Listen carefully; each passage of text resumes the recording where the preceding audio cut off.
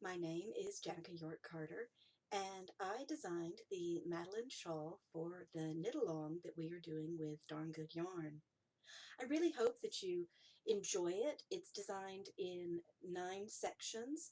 Each section is a different pattern and is perhaps an opportunity to learn some new stitches or perhaps just see how stitches that are familiar with you look new when they're put together in different ways.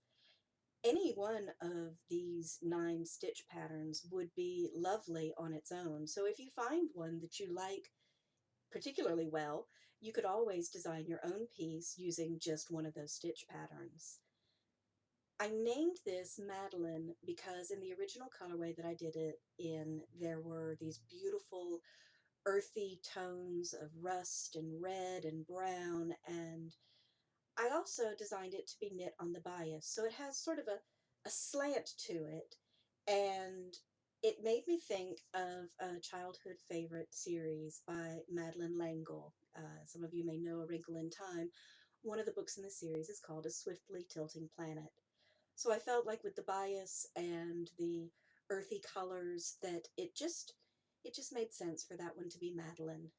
It's a simple design in that a lot of it is sometimes just finding new ways to combine knits and purl stitches, but it also gives you a little bit of a chance to play with some simple laces through yarn overs that create nice little eyelet holes.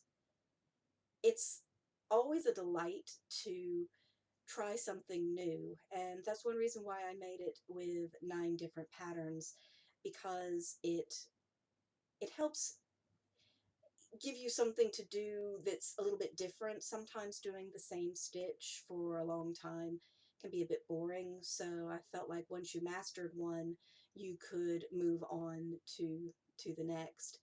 And I will admit I'm old school, so when I was growing up there were 9 planets, so 9 sections.